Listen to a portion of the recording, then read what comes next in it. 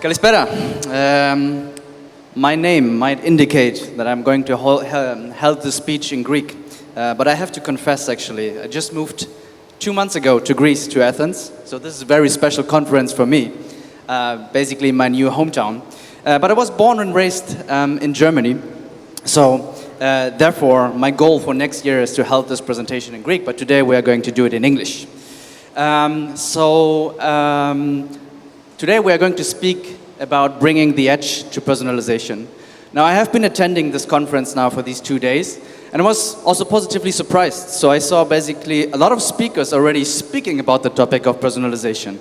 We saw like content around like how to, what are the best practices, and now there's this guy coming telling you about the edge of personalization, so bringing it a bit further.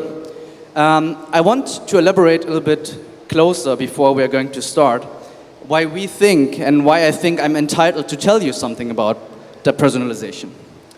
So I work for a company that is called Dynamic Yield. Dynamic Yield got acquired last year by Mastercard. And what is interesting about us, so we were founded already 2011 in Israel, so also the region that we would consider here as Southeastern Europe. And when we were acquired, we were actually part of McDonald's.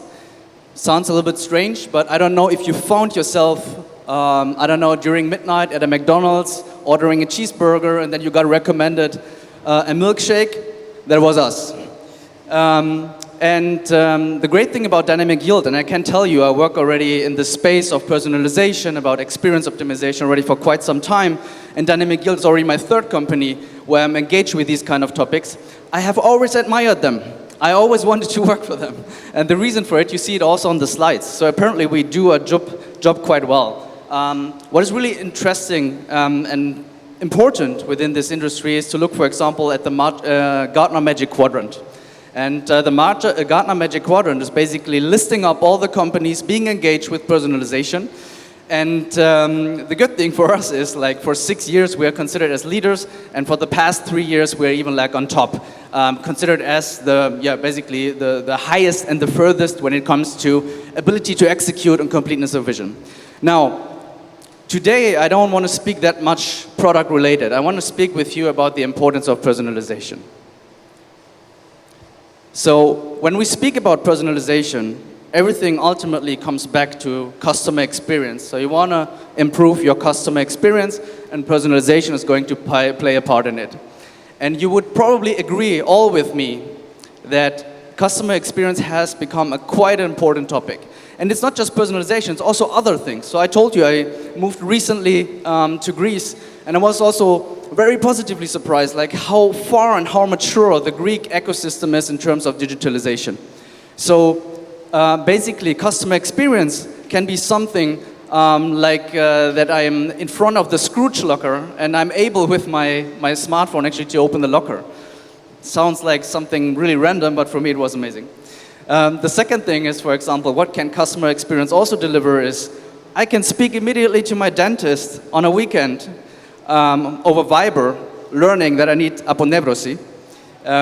So you have an idea what my past 2 months were about. And the concept of personalization is not new.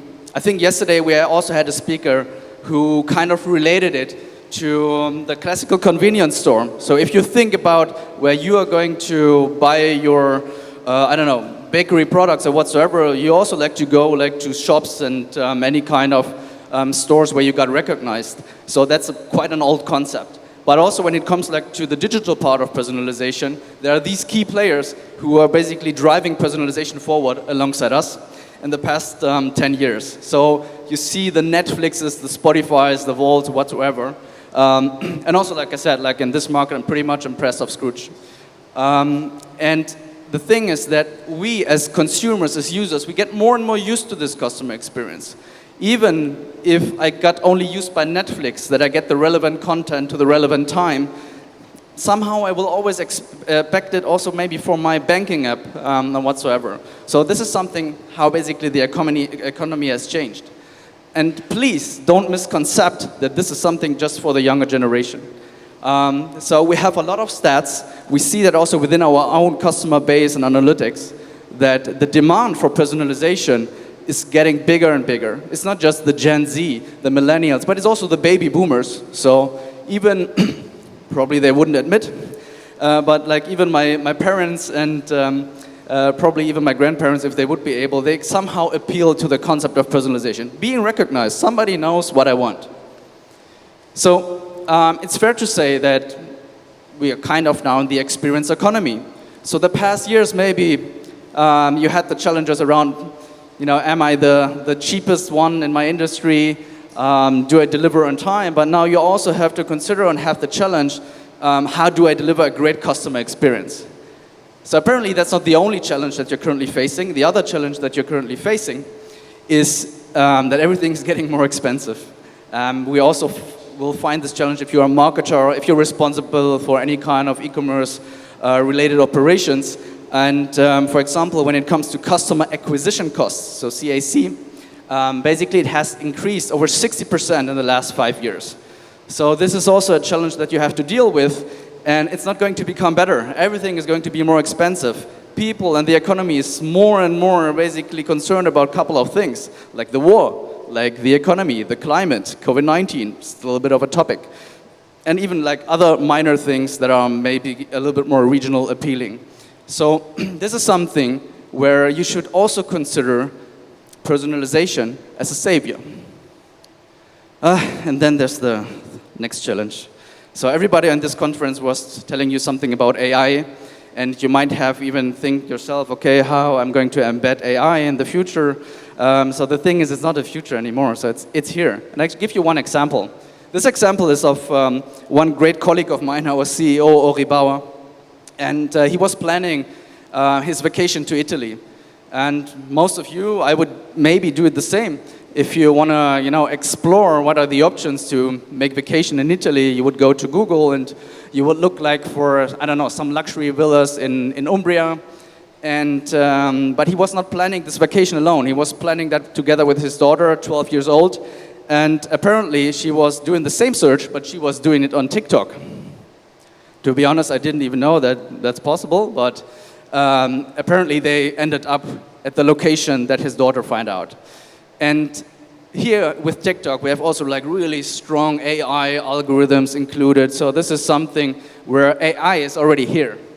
And to finish the story, how they basically compiled the trip, so what kind of activities they will be doing, they used ChatGPT. And basically Ori was asking ChatGPT, hey, can you tell me please, how should I basically compile my trip? Where should I go to?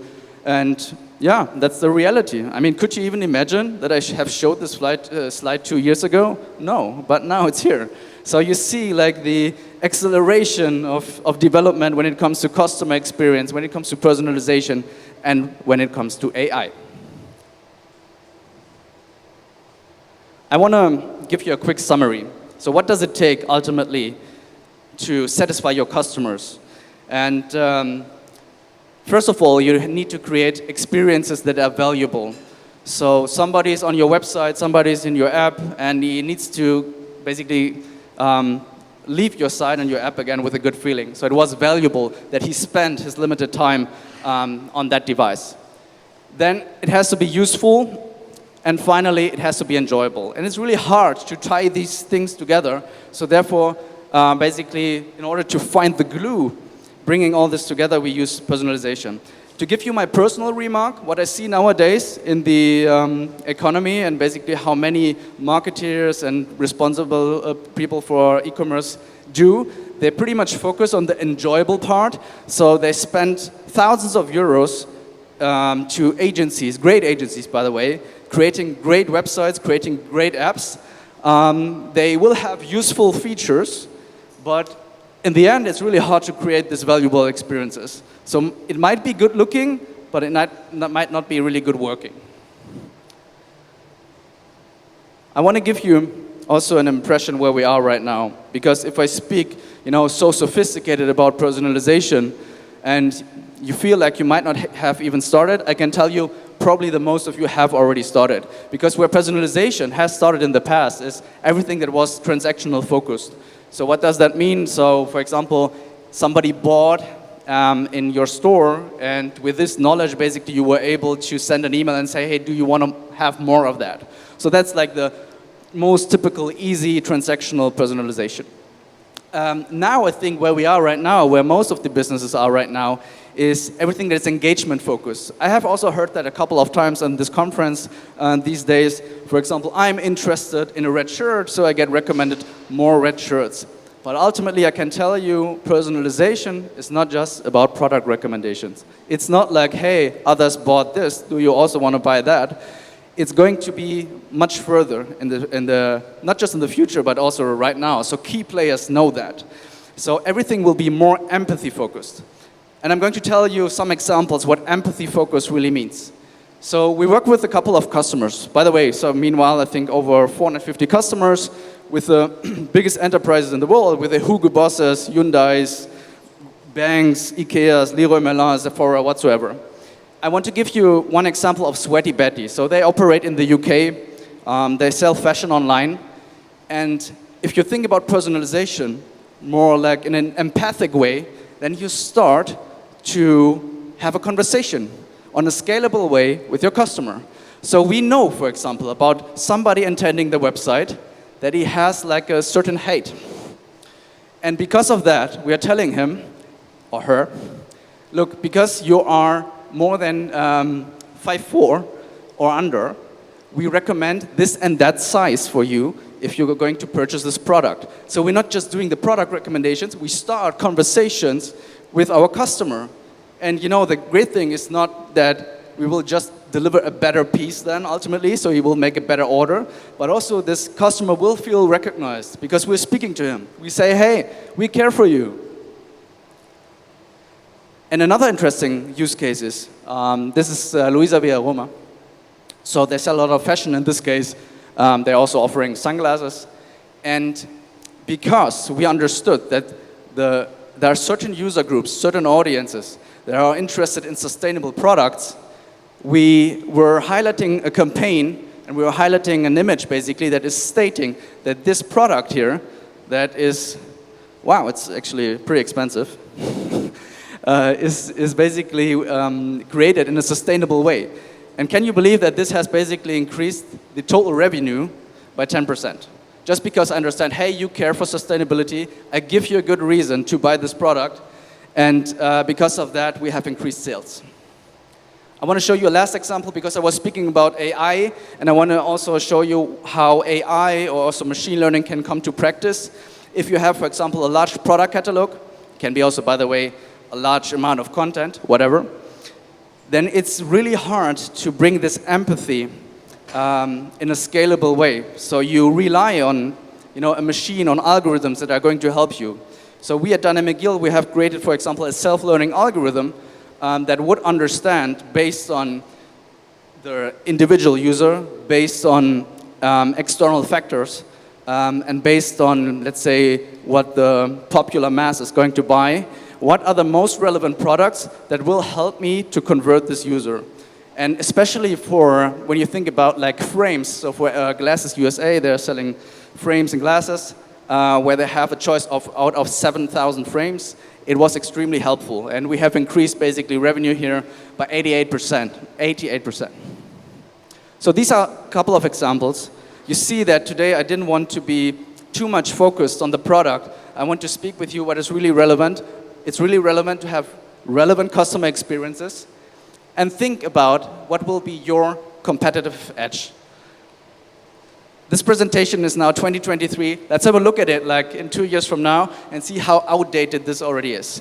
So you have to act now, think about how you are going to improve your customer experiences.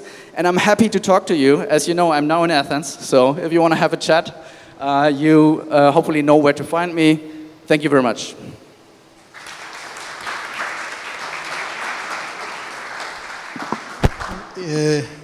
Είναι δύσκολο πράγμα το personalization. Εσείς το λέτε ότι είναι δύσκολο, εγώ λέω είναι εύκολο πράγμα. Okay. Άρα όποιος ενδιαφέρεται θα πάει να λύσει τη διαφορά δύσκολο ή εύκολο. Ωραία. Thanks a lot. Thanks a lot, Eleftherios.